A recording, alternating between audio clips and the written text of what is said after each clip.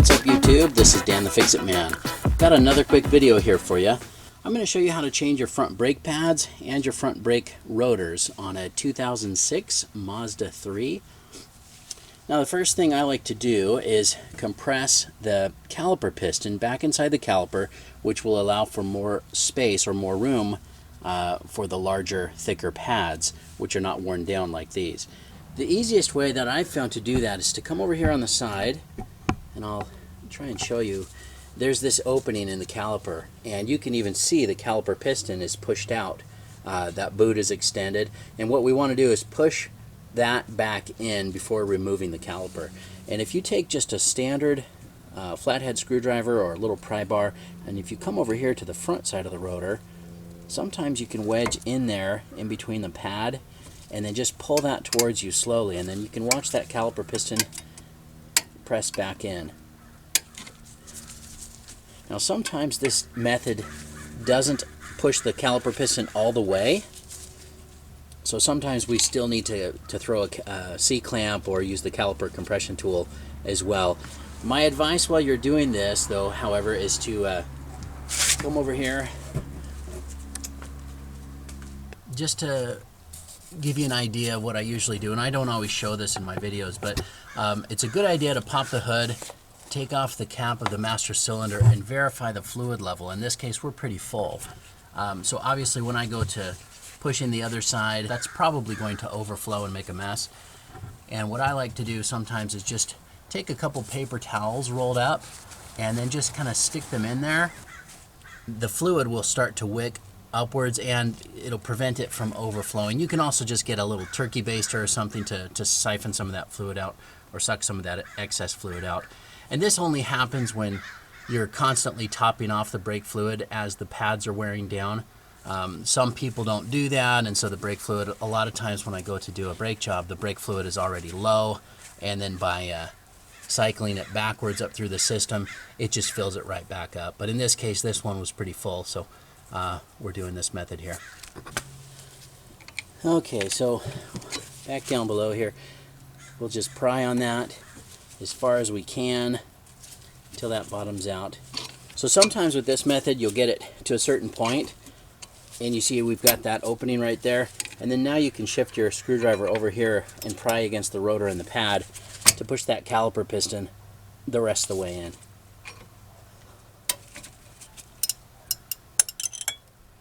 I'm kind of turning the screwdriver sideways here, but that's about as far as we need it to go in. So again, sometimes the C-clamp method works, sometimes the caliper compression tool, but in this case I'm just using the screwdriver. Now we need to remove the caliper bolts, or the caliper slide pins, and there's these little plastic caps here, and we just put a screwdriver in there and pry that out.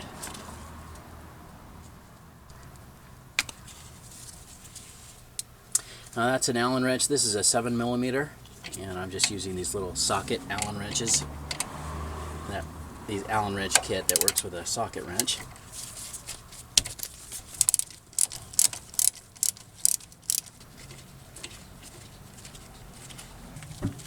Same for the bottom. Just pry that little plastic cap out, and we'll set that aside. And we'll get in there with that 7mm.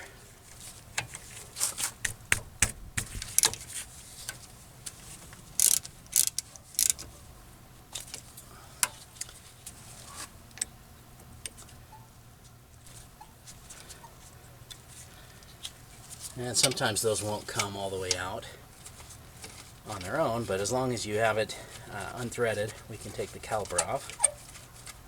There we go. Now with those caliper bolts out of the way, we just need to take off this retaining spring here, and you can just use a screwdriver to pry that out. You can see it's got these parts here that go into that hole on the caliper body, so we'll just take that off. The new kit comes with a new one. And then we can pull off the caliper. You'll see that the inner brake pad, let me show you here. You can see the inner brake pad is actually pressed into the caliper piston We'll pull that out here in a minute. For right now, I'm just going to hang this caliper up on the spring so that it doesn't fall. I just wanted to show you, I've taken the caliper off, and it actually sits pretty nicely up on this spring, and as long as it's stable and it's not going to fall, that's the important thing. And then now we can pull out the old brake pad here, and now we need to remove this caliper bracket. Now, to remove the caliper support bracket, we just need to take off these two bolts here, and those are 17 millimeter, and they're pretty tight, so you'll probably need a breaker bar.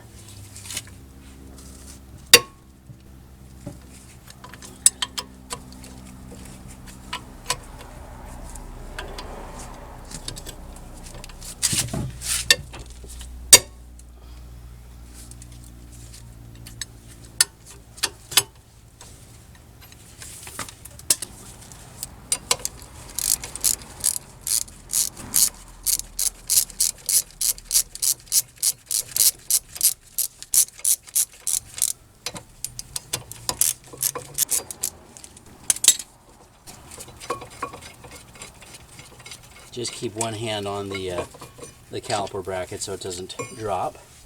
We can set that aside. Okay, now we just need to pull off this rotor, and a lot of times they're pretty stubborn, and sometimes there are little bolts that hold them on. This one doesn't have those, so we're just going to use a little persuasion, and sometimes if you just tap the hub here, or the rotor where it attaches to the hub,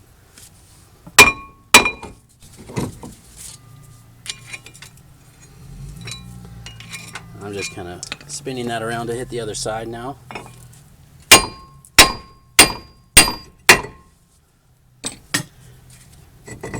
And that's all it took, a little persuasion by the big hammer. Alright, now we can put the new rotor back on. Right back in place, and we will get that cleaned up with some brake clean before we're done. Next comes the caliper support bracket, and that just goes right back here with those same two bolts that we just took off.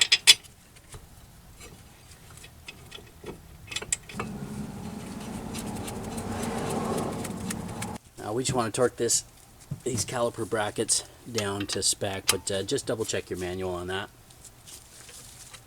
Okay, so before we put the new brake pads on, I do like to put some of this glyde brake grease on the back.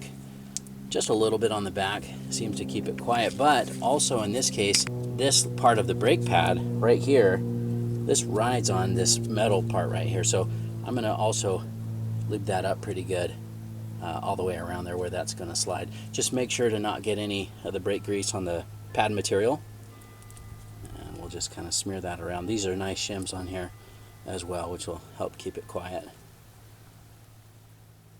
but plenty of grease around there will allow this to move back and forth as it needs to, so we can just set that in place right there.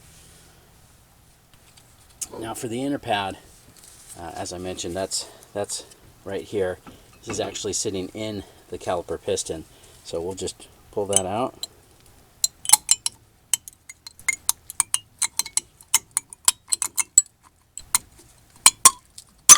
There we go. Now same thing with the new pad here. I want to put a little bit of brake grease around the base of the shim here where it goes in, and it makes contact with the caliper piston. I'm going to put a little bit more on here, and then I will also put some on the same place as the other pad here underneath these little metal ears where it rides on that caliper bracket. Again, these are nice shims. May not need a whole lot of brake grease here around the base, but figure it won't hurt. Now another thing I don't always do, but I'm going to do a little bit of brake grease around this boot here, the rubber boot here. The brake grease seems to keep it from drying out or cracking so easily. So we'll do that, and then okay, now we can just press in the new pad. I'm just using my thumbs where I didn't have any grease. Okay. Okay, now the last thing I'd like to do is take out these slide pins here. They're pretty stiff, kind of gummed up. So we're going to clean those off with some brake clean, and then we're going to grease them up with some more of that brake grease.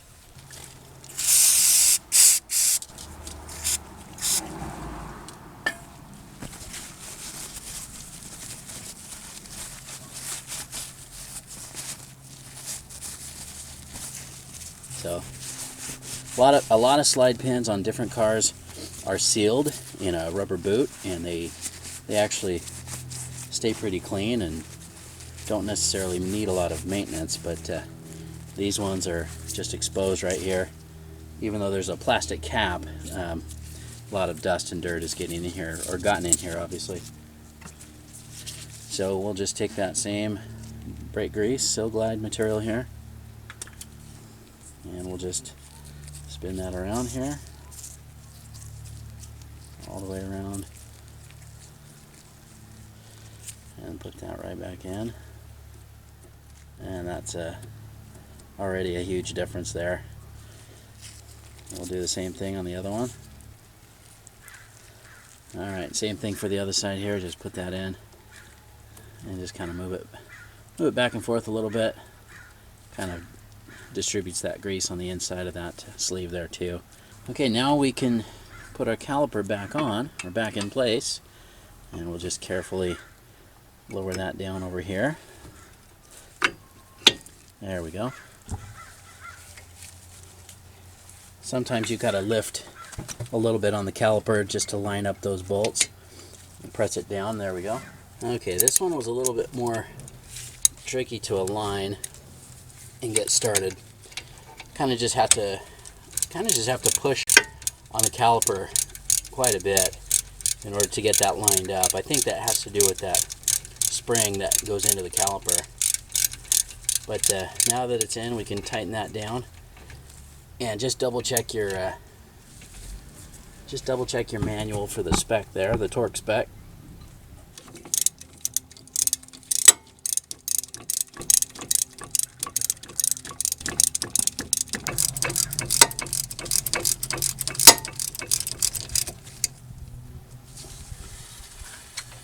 Now we can put these plastic caps back in that cover those slide pins, top and the bottom one here.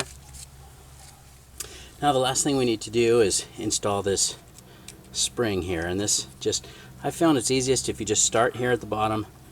You kind of have to hold that in the hole there while you bring this one around, and you're going to want to start that in the hole also, and then just bend it around there. Now these are not fully seated in the hole, so I found that it's easiest just to kind of, once they're started, you can just take something and just tap them the rest of the way in.